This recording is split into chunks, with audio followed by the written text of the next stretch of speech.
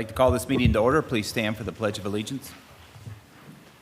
I pledge allegiance to the flag of the United States of America and to the republic for which it stands, one nation, under God, indivisible, with liberty and justice for all.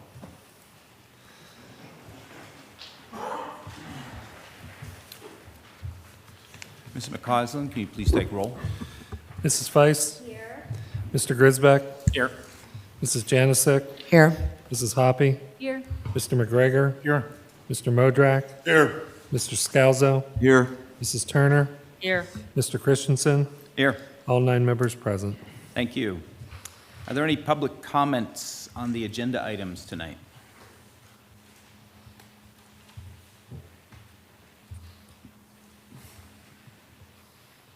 No call-ins? No call-ins. Okay, great. Item 1, or Section 1 of the agenda is the Facilities and Services Committee. Yeah, we have 4 items here to cover tonight. It'll be 4 presentations, so Dr. Krasinski will be leading us through this presentations. Thank you, sir. Good evening, everyone. I have Sam from Garland Company Incorporated to give us a brief results and assessment of the roof inspections that we did on as many of the buildings that cover his purview. So I'm going to turn it over to Sam, and then when he's done, he can depart and go home to his family, and I'll finish the rest. Good evening, everybody. Is the microphone okay here? Sam Roberts with the Garland Company. I've spoken to you guys here, I believe about a year and a half ago, so good to see everybody again.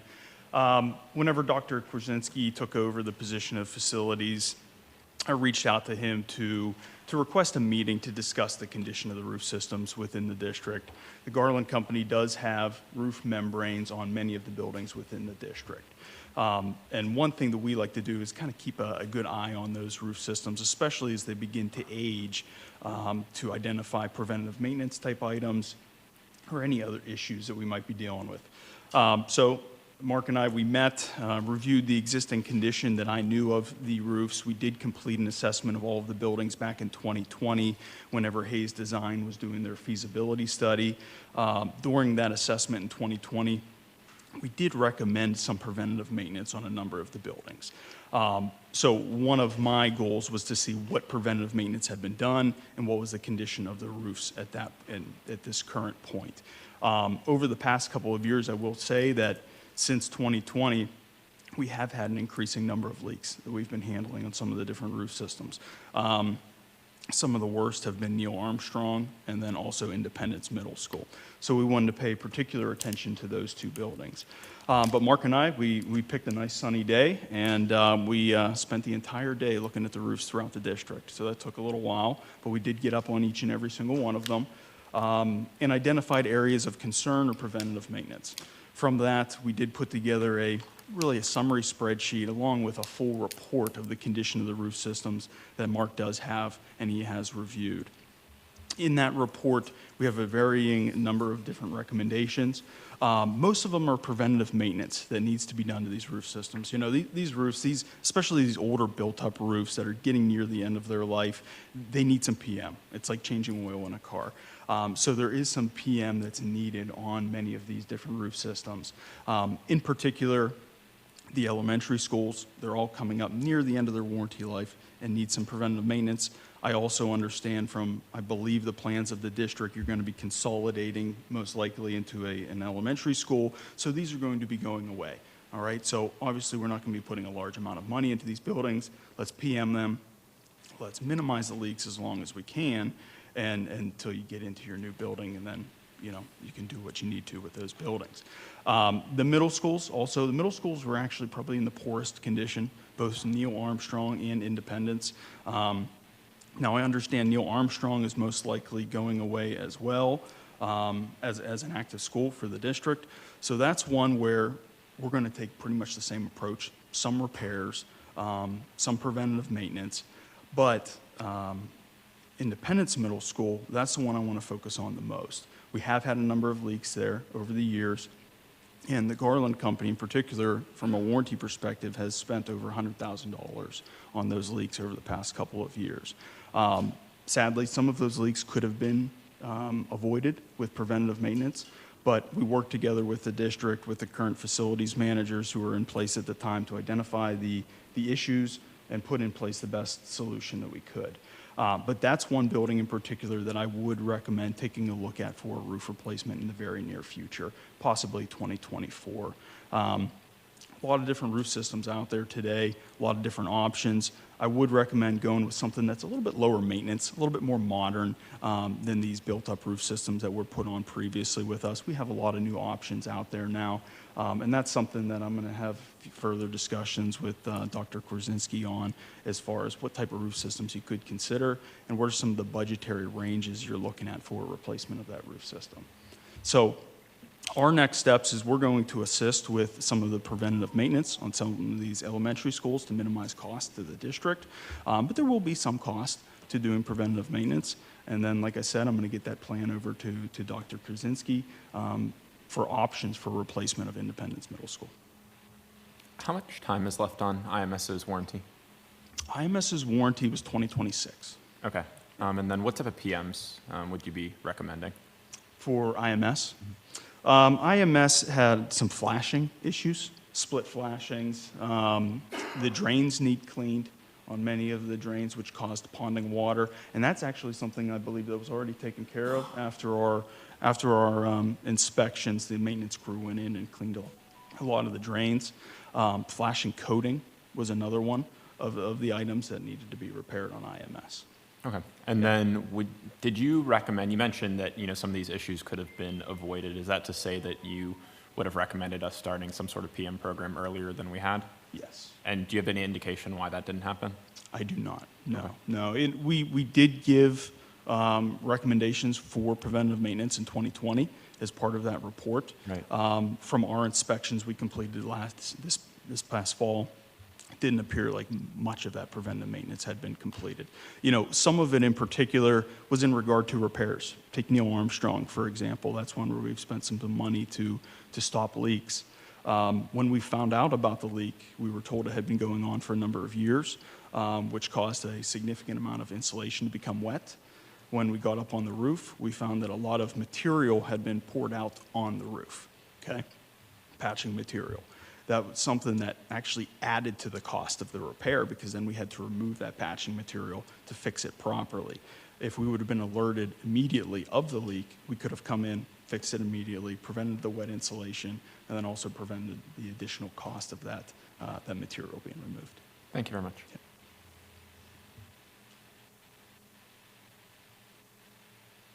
Any other? Nope. Okay. Well, I'll continue to work with Mark, and if you have any questions, please let me know.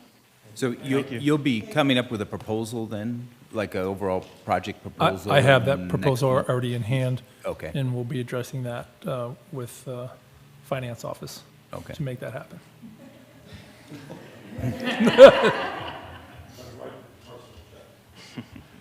That's it. Thank you very much. Yeah. I mean, the roofing systems, we're in pretty good shape. The biggest recommendation is the high school to do PM to keep it where it is. And that's where we want it to be, not responsive maintenance, but preventative maintenance.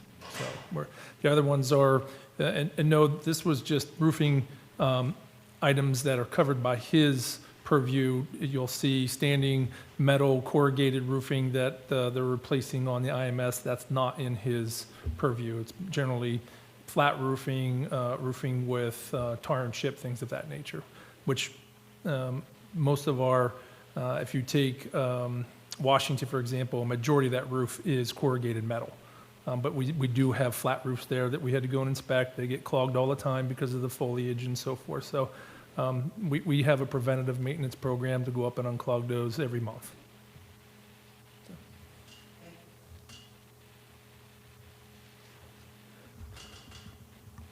All right, good evening, everybody. I have a short presentation that will be open for discussion after I go over the district facilities and operations overview. I've had the pleasure to visit all 10 of our locations and properties.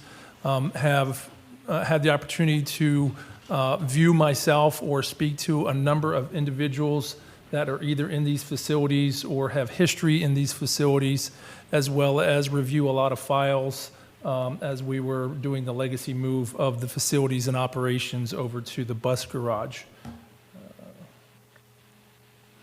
The agenda today is to talk about facilities, grounds, inspections, and projects, future plans and priorities of the facilities and operations, some future transportation discussions, and then long-term discussion. To start the facilities, grounds, inspections, and projects, all of our items have been inspected to include elevators, stadium seating, boilers, lifts, a number of items like the pool and so forth. All of them have gone through inspections. They have found some deficiencies. They have either been corrected or are on the way to be corrected, except for one item, which I'll share later in there. So we are in compliant with all of our inspections to this point that I'm aware of until tomorrow when I get something in the mail and it says that we're not in compliance. Facilities that we need to consider and put on a track of improvement would be, and I'll list these by either specific locations or general locations. First, the high school. We need to resurface Black Hawk Drive parking lots, as well as our portion of the YMCA that we own. I've been in contact with their facilities operator, and they are actually looking to do their portion within the next 12 to 16 months, so it might be appropriate to do it all together at one time. Can I interrupt real quick? Sure. Mark, those that have leases with the YMCA, meaning most of the hockey AAU teams, we're told that it wouldn't happen until after hockey season. They wouldn't even look at it till after that. You mean this season? Correct. Yeah, they won't be Okay. doing anything. This would I be. just want to give everybody this isn't happening before May. That is correct. At least at the Y, yes. You heard about the roofs. The roof at the high school just needs some PM, and we will take care of that. We could take care of it here as long as the weather cooperates in the fall. If not, it'll be done in the spring, but we are okay at a point that we don't have to do too much movement and so forth. You'd be interested to see when we inspected all the roofs, what you find on the roof. We found several drones, a lot of balls, lacrosse balls, footballs, stuffed animals, dead animals, and so forth. So you'd be surprised the number of visitors that come to our campuses that make things go to the roof, which doesn't seem too dangerous, but they do clog our drains.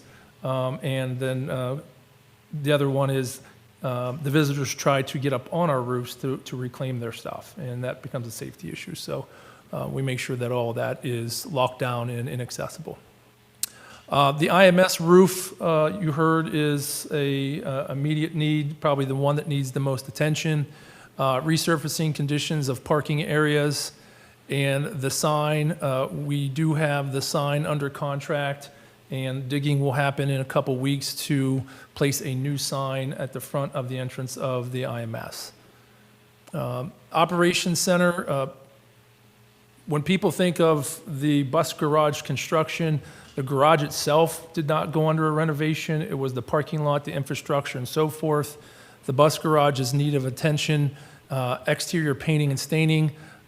We have found that block that is used is quite porous, and there is water seeping in some of the block at times. There's only so much caulking you can use to protect our investments, so we definitely want to put a stain sealant on that exterior. While we were inspecting the roof, we found that our antenna is broken, and that's why we think we're having some communication shortages and challenges throughout the district, some low and high spots. So I'll be in contact with two of our reputable telecommunications companies to see what, if anything, we can do to improve our antenna operations. The interior needs updated and painted. It hasn't been touched probably since the construction of the building. The carpet is there. Those areas that have carpet have probably been there for 25 years.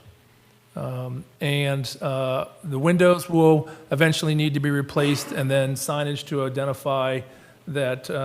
You'd be surprised the number of people that ask where the Bethel Park bus garage is, because it sits so far back, nobody can see where it is, and so we'll work on some signage to help people find our location. Administration, depending on the 2026 elementary center, I'd recommend modernization of this facility, functionality upgrades, and what I mean by that is there are a lot of spaces that aren't appropriately used. We could use some better conference room space, some other meeting space, storage space. Downstairs, we have an area that needs some attention that hosts all of our blueprints throughout the district. And so when I say functionality upgrades, it could be anything from electrical to storage and organization. Parking lot care would definitely need to take place, as it's in good shape, but it would definitely need a coating of some bismuth tar, as well as some rubber crack and seal, and then some adjustments to an area that would need to be milled down. And our LED sign is with the same company that's doing the IMS sign.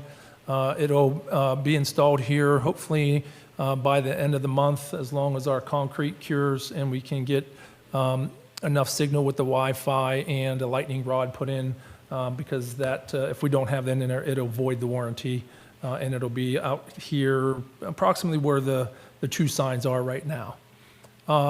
Elementary schools, not too much in terms of a lot of maintenance, some concerns. Lincoln's lift is, from what I've been told, obsolete and needs to be replaced.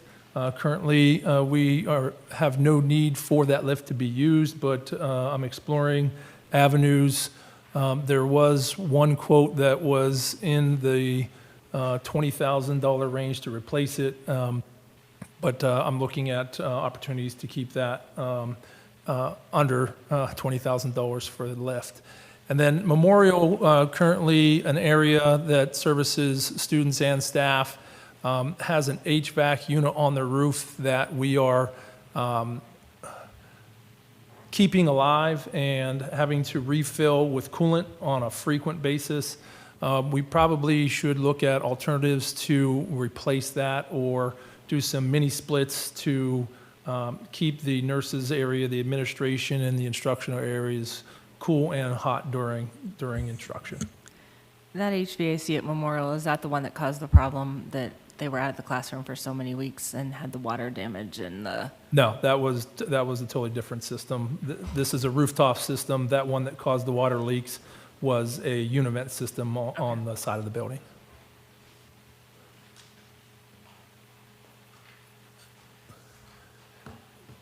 More discussion on facilities improvements and forecasting in terms of the extracurricular or co-curricular areas. The Blackhawk Stadium is in need of press box windows.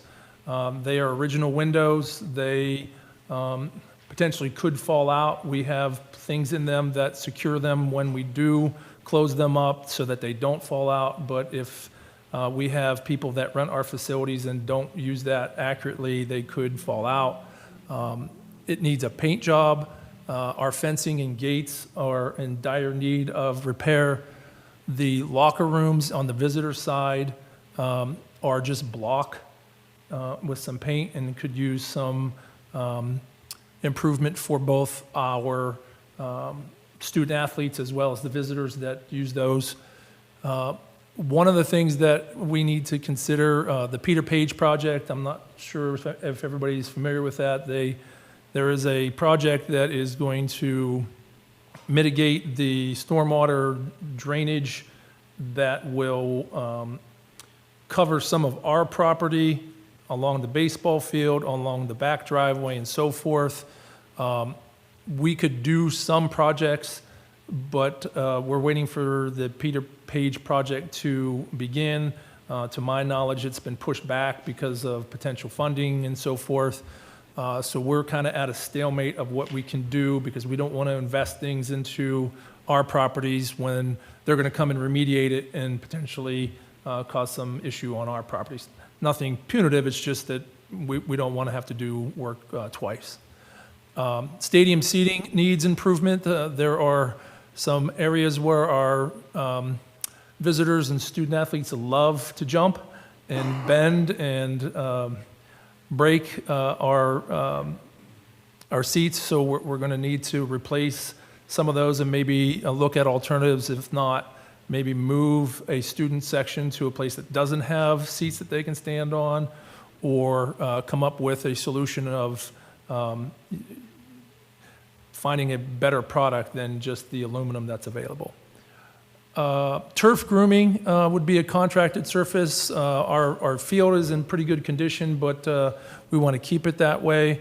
And we're going to look at a contract to have them come in and take out some of the pellets, replace it, sanitize it, and then have it stand back up with some refreshed pellets. Believe it or not, we still have a bird control issue. We'll be mitigating that situation. You probably don't know this, but our bathrooms in both the upper concession stand press box and the visitor side, because they are not closed systems, the water runs 24/7, 365 days, minus the time that we drain them, put coolant in them, and then in the spring we open them back up. They would definitely use a good renovation of flushable toilets that don't have an open system, that aren't the urinals, that are troughs, that the water runs constantly, and potentially a savings on a water bill. I put up here just for your information, luckily our track was resurfaced in 2020. It's in good shape, and you don't have to do anything to the actual football field other than the grooming and or our track. It's more of the buildings around that facility that would need some attention.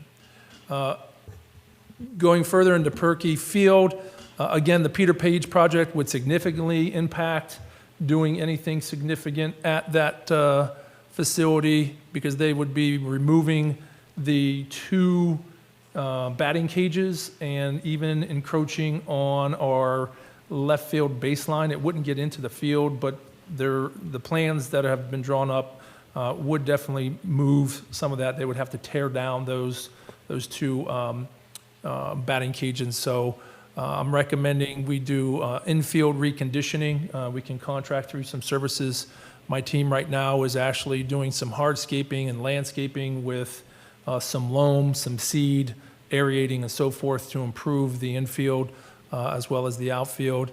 And then something to take a look at, seating is not the most desirable. It's on the road there. It's not the safest situation. That if there's ever a time that we need to look at maybe putting something in the backstop that would be bleachers or some kind of facility that would provide our student athletes with some seating. Softball field would, I'm working with some clubs in terms of storage. They could use some storage up there, but that's in line with some other discussion I have in terms of branding and consistency within the district, that if we do something in one field, we have to do it in another. If we're putting a nice sign with our logo in one location, then we should brand that throughout the whole location so that people know where to go. We look a lot more organized, and it's just a better brand for the district. Also, doing some infield reconditioning. It would be within the same company. They would come out and use a laser level, make sure that the mound is at the right height, make sure the distance of the plate and the bases are all at the regulation distances, and then making sure that the runoff, water runoff is appropriate, so that we're not having to spend a lot of time having to manage those fields and get them ready for the seasons. You know they haven't used that field this year because it's Correct. in that bad of shape. Yeah. One thing that we're probably all aware of, the softball field, turfs 1 and 2, and the track are the resting place of the former high school campus, and there's a lot of debris underneath those fields that, from what I've been told, I haven't experienced it myself, but there's still debris popping up that people will bring to either coaches or the athletic directors and say, here's a piece of rebar, here's some concrete, here's some sheet metal, whatever. And so we do have the equipment to aerate it, but we have to constantly aerate it to condition that field so that all that debris is out of the 3 to 6 inches of soil and so forth. Right, I mean, we're lucky right now that the municipality fields are not being used, but that will become a huge issue Yeah. for spring ball. So we're in the process of winterizing those fields. They're still being used, but we are slowly doing what we can in terms of not having to contact a company to come in and recondition us. Turf 1 and Turf 2, you can see they're 12 years old. They came with the construction. The turf fields are typically a 10-year lifespan with a 10-year warranty. We've been doing a lot of repairs, re-gluing the yellow, the red, the treads, and it's at a point where is it continued repair, reconditioning, or replacement? We can talk about that on long term. The Turf 1 area, I can give you an update on the modular building.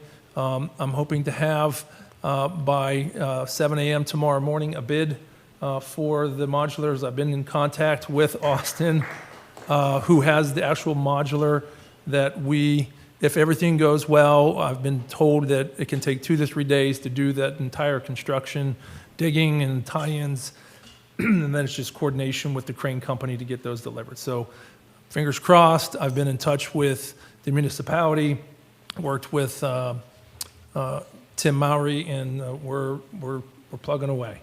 So I'm probably happier about this than you are, so.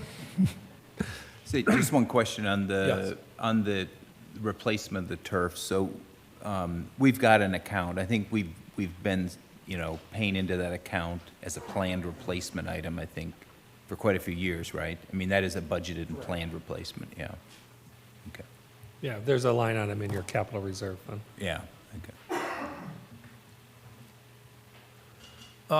Further extracurricular or other areas, the tennis courts were resurfaced in the summer of 2020, so we're in pretty good shape there. The lower fields, the IMS field, and what I would call the baseball, softball field, they call it the lower field. They just need some landscaping and field maintenance. The actual baseball, softball field by the Y would benefit from infield reconditioning. And then grounds, you can see there that we're going to develop a plan for consistent signage as well as branding, and hopefully that RC mower can be purchased and approved forthcoming this month, which has been a lifesaver and also a safety saver, making the campus look a lot better, cutting all those hills down. In terms of services, 4 of the services that are under my direction and recommendations that we need to move forward with is safety and security would be enhanced technology resources, and I'll save that for a executive session to share because I don't want to share our security plan, as well as personnel considerations, and again, that would be something that I'll share in executive session at an appropriate time, but it also addresses it in the long-term goals. Custodial, believe it or not, we have a lot of windows in our district. We have a significant number of windows. They would benefit from a cleaning contract, and believe it or not, we have 4 floors at the high school. You're not just going to get a 24-foot ladder and go up and squeegee your windows.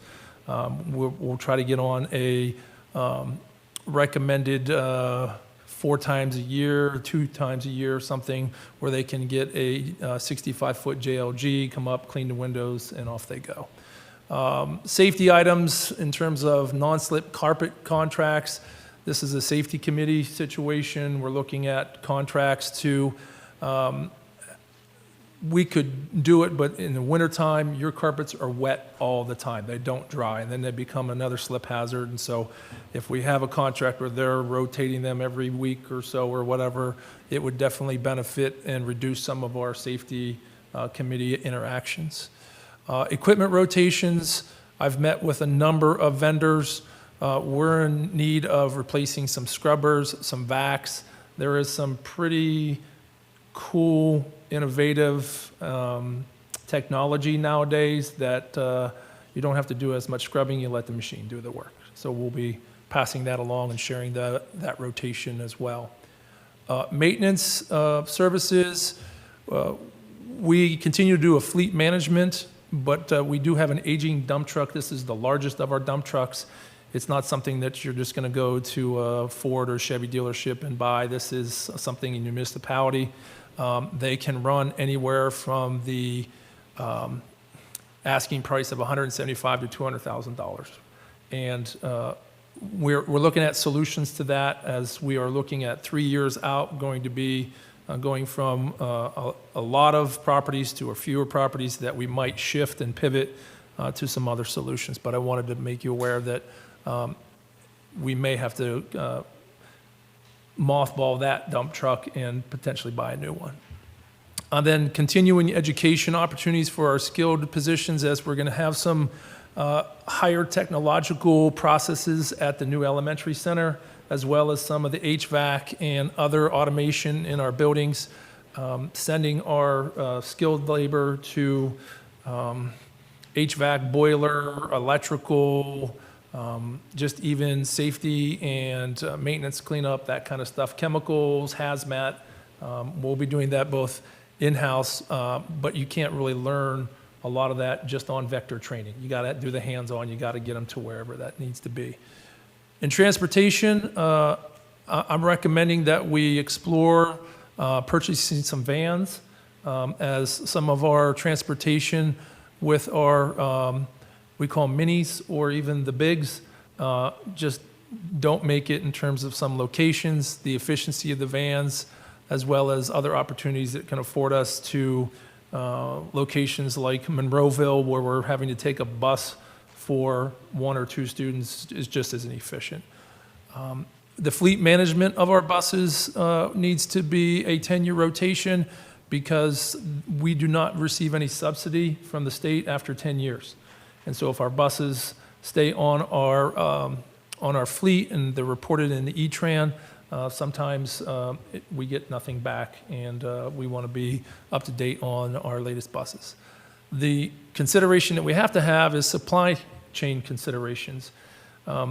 There are buses that we ordered, we still don't have them. And that doesn't look like it's going to happen any faster in the future. So we want to develop a plan, 3 to 5 year plan, on what does that look like in terms of replacing our fleet or managing our fleet. Dr. Kuczynski, Yes. what's the current lead time on ordering a bus? Or do last- you not know because they still haven't gotten The here? last buses we ordered, I think we're coming up on 1.5 years right now. Oh, wow. Yeah, we don't have yet. And some of the vehicle, just if we were to replace a truck, which we're going to do this year, we've called a lot of Chevy dealerships for either a 2,500 or 3,500 2-ton, 1.5 ton, and they're looking at possibly 6 to 9 months, or order it. And under our current situation with the UAW, even just to get parts is a challenge. So we want to kind of have a plan in that situation. Long-term discussion that you see some asterisks up there, I'll explain, but the first one is a school safety and security coordinator would be something that the state is pushing more and more for a person in the school districts, regardless of size, 6A to 1A, that, and I don't know how they expect a 1A school to have someone dedicated just to safety and security, but there is a push that is saying that they are dealing with all just safety and security, no other responsibilities. So keep that on our back burner. The Kwanzaa hut at the bus garage, the engineers have told us, has lived its life. It may have 3, it may have 5 years. I was in it this morning, and I don't know if it was water or a bird that dripped on me, but it's in pretty bad shape. We can replace that with another building that can offer the same storage place with additional storage place for inventory of items that we need for the district, whether it's cleaning supplies, storage, whatnot. Long-term discussion would be turfing fields. That would be, a financial planning situation in terms of the softball and the baseball. If we're going to replace the turf at the turfs 1 and 2, then we need to look at a long-term plan for those. And also knowing that if we turf one of those fields, we have to turf the other one because of Title IX type regulations and so forth. My last column over there is pursuing potential electric vehicle alternatives for transportation, that we need to be prepared. We have, I'll say, basic infrastructure when we did the construction at the bus garage. We have the pipes and so forth and the conduit, but you're talking the actual, depending on the model of the bus, whether or not we have cords long enough to reach it, whether we have the right adapters, the long buses versus the mini buses and so forth, as well as the batteries. It's an interesting concept. There are many, many grants out there, but trying to get a electric bus is just as challenging as it is to get a diesel or a gasoline bus. And then the other consideration for long-term is continuing education for mechanics. At this point, they're requiring 2 mechanics to work on one electric bus. One is the mechanic, the other one is to stand there with a hook in case there is a electrical interference and they pull the mechanic away. And so there's a lot of safety and continuing ed situations that we need to consider. I know of a school district in the east that bought EV buses about 13 months ago. They're still not on their road because of either cards that they need or parts for it. So it's a long-term discussion and consideration, but we need to be ready for that plan. Did we apply for the most recent round of grant funding for that? I have not. Okay. Do we have an intent to apply for the next round that's coming up in January? I know we can take advantage of up to $5 million amount of that. Obviously, the issues that you presented, long lead times, complications with mechanics all exist, but it seems like if there's $5 million in grants to potentially apply for, that could be advantageous given our budget scenario. I think if you have a plan for how you want to roll them out and implement them, we certainly could make the application for it. I don't know that we were there this summer and ready for that, but I think I would commend Dr. Korzinski because since I walked in 4 years ago, I've been asking for this type of evaluation on our facilities and services and things we needed to do, and it's the first time I've seen it. So now we have to put numbers to this and build it into our long-range plan on how we're going to execute much of this. So that's our next step. Understood. Yes, I think there's a possibility there if we're ready to. We have a plan and we can roll it out, but having money and not having a plan on how we're going to implement it is not practical. So Understood. Thank you. Dr. Korzinski, I just want to say thank you. This is one of the most thorough reports on our facilities I think I've ever seen. So I don't even know if you go home at night or not, but I want to thank you. I've never seen anything quite like this. And we have a lot to do, and with good vision and planning, I'm excited. Thank you. You're welcome. Agreed. Thank you. I have one thing to say. I want to also thank you, and I'd like to say just to the public, this is a big picture of what it takes to run a school district. With just our buildings, just the properties, the maintenance, windows. You're thinking about all those kids in all those classrooms looking out a dirty window. You know what I mean? Like, those are things that we don't think about on a day-to-day basis, so I appreciate the presentation. And I also, the bird control, like, what types of birds are we controlling on our fields? That's curious. So it's not necessarily the bird Oh, that we need to control, it's the activity once they consume food and water that we need to control. And so there won't be any hunting or trapping. It's more of, if you ever seen like the spike bars or something so Yes. that they won't land or nest. well, in our In- district where I work, we have the geese police. Yes. It's a hired service that comes Yes. because the playground gets covered in goose poop, and yeah, we have to clean that up, so. The- And decoys in the football field. Decoys, Really you something. can put It's wolf quite the operation. decoys or have a school dog run around and so forth. One of the things that I think it's important to recognize as a school district, a lot of people don't look at a school district other than a school, but if you look at it from an aspect of, especially Bethel Park and our surrounding areas, we are a small city. We have restaurants, we have healthcare, we have public transportation, we have all those entities that when you put it all together, you have a lot of moving parts, and it takes a lot of preventative maintenance and responsive maintenance that I don't think people realize, oh, I just showed up to school, I learned and I went home. There's a lot of behind the scenes stuff. So we'll be, as long as the Bank of Bethel Park over here can support it, we'll do whatever we can.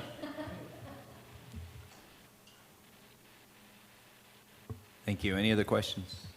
Can I just ask a question? Mr. McCausland, some of this stuff is already in the capital improvements part of the budget. May not be ready to be Yeah, pulled the we trigger had on, but identified several of these things already in the original capital projects plan we're doing, but I'm working on the revised and updated long-range plan, so this is a much more comprehensive view of the things we need to do over the next several years. So we'll now get those numbers, start to build them in, and I'll show you different models when we're ready to do that.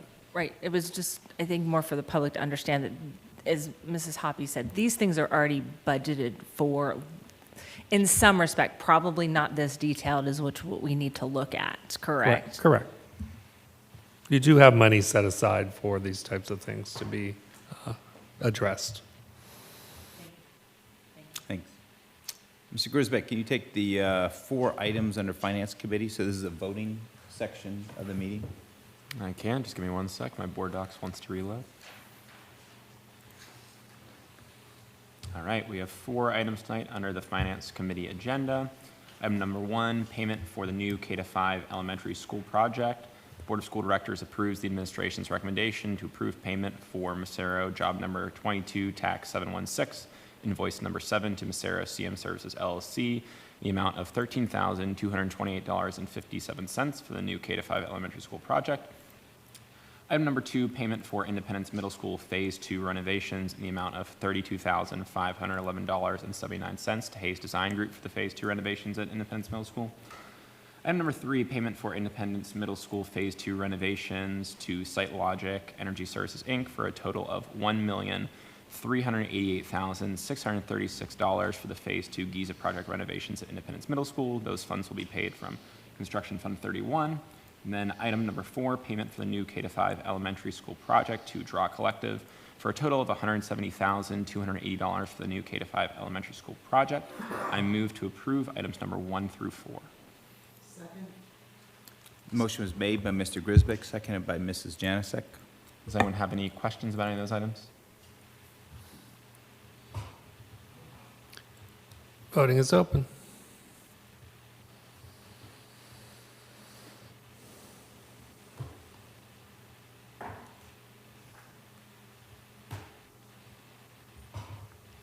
Motion carries. Thank you. Are there any public comments?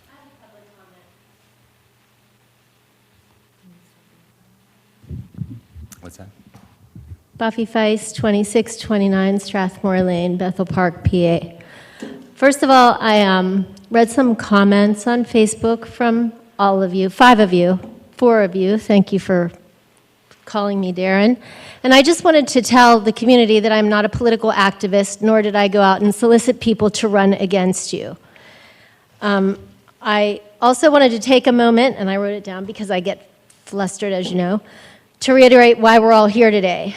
When you attend or speak at a school board meeting, you aren't just showing that you take an interest in the latest elementary center update, public comments, or upcoming events. You're displaying an interest in your child's life. You're actively asserting your role as someone who cares about these kids and the experiences they're getting at school. I feel like some folks have lost sight of that. The past few years have been a struggle for our kids and their families. The past few months, with the introduction of heightened emotions due to political races, have been contentious at best. I hope we can take a moment to recenter and remind ourselves why we're here and what this is all for, and it's for the kids. I didn't choose to run for school board so I could get swept up in petty political entanglements or participate in endless arguments on social media. I ran to ensure the mistakes of the past would not be repeated, to stand up for the kids of Bethel Park, and to apply my expertise as an educator in a way that would wholly benefit my community. While I may not always agree with the individuals beside me, I think most of us started this journey with the same ideals in mind. I would like to get back to a place of open communication and respect and look at our initial goals and prioritize, I almost made it, our kids above everything else. Thanks. Thank you. Any other comments? Any online? Any board comments? No board comments? Oh, I have a quick one. Okay. The PSBA conference starts this weekend, and it is done Tuesday at 3:30. However, it is quite a distance away. So I'm going to attempt to call in to the meeting on Tuesday if someone else is driving. Otherwise, I will have to miss on Tuesday, but I didn't want people to think I am having fun at the PSBA conference. But I'm not at a beach in neglect of my duties. It's at the Kalahari Resort in the Poconos. But I'll be on 80 somewhere in the middle of nowhere while you're meeting. No, not taking Joe. So if I'm able to join by phone, I will try to, but I might not be able to. But I look forward to bringing back all of that information for the board that I gather. I'll be at the Safe and Secure Conference on Sunday, which is mental health and school safety, and then the regular PSBA conference Monday and Tuesday.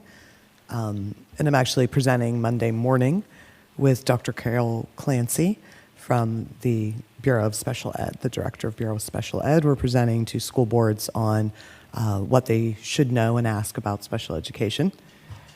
And I'll bring back all that information for you. And coming up in the first Saturday of November is the voting for PSBA. I think everybody probably got an email. If you didn't get it or you can't find it, let me know. But if you wanted to go over what we're voting on and have a discussion about that, I'm happy to do that. So that's the little update from PSBA. Thanks. Any other comments? So motion to adjourn? All in favor? Aye. Opposed? Motion adjourned. Meeting adjourned, sorry.